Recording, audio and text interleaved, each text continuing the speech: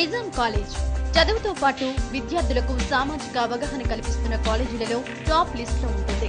సమాజంలో మార్పు కోసం కృషి చేస్తున్న వారిలో ఈ కాలేజీ విద్యార్థులు ముందుంటారు. స్టేట్ లోనే మంచి పేరున్న కాలేజీలలో ఇది కూడా ఒకటి. త్వరలోనే ఈ కాలేజ్ కు మరో గుర్తింపు దక్కనుంది.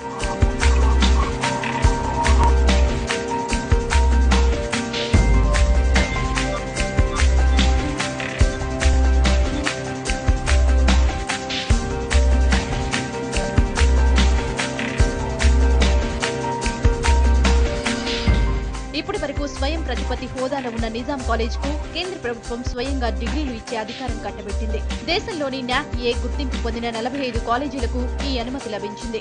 ఇందులో నిజాం కాలేజ్ ఒకటి. ఇంతవరకు ఈ కాలేజ్ స్టూడెంట్స్ కు ఉస్మానియా యూనివర్సిటీ డిగ్రీలు అందించేది. మరో 2-3 ఏళ్లలో ఇది యూనివర్సిటీగా మారనుంది. నిజాం కాలేజ్ కు ఈ ఘనత దక్కడంతో స్టూడెంట్స్ ఎంతో సంతోషం వ్యక్తం చేస్తున్నారు. దీనితో తమకు ఉపాధి అవకాశాలు పెరుగుతాయంటున్నారు స్టూడెంట్స్. ఒక ఉస్మానియా ఆర్ట్స్ కాలేజ్ తోటి సమానంగా ఈ NAC కమిటీ వాళ్ళు 45 అటానమస్ కాలేజీలు ఉన్న ఈ నిజాం కాలేజీని ఏ గ్రేడ్గా సెలెక్ట్ చేయడం జరిగింది.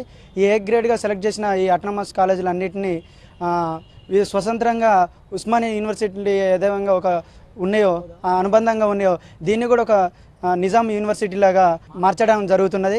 దీనికి ఎంతో సపోర్టింగ్ చేసే ఈ న్యూఢిల్లీ NAC కమిటీ వాళ్ళకి మా యొక్క కృతజ్ఞతలు తెలియపరచుకుంటున్నాను.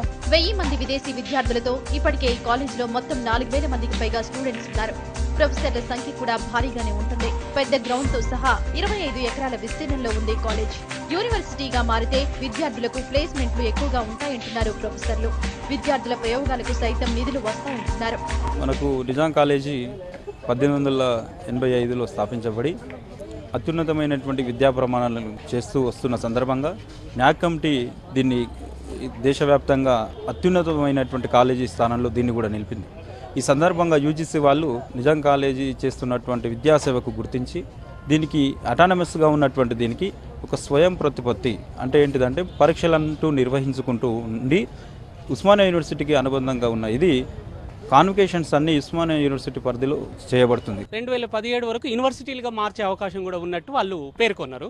సరే, ఇది ఎంతైనా చాలా సంతోషించదగినటువంటి పరిణామం.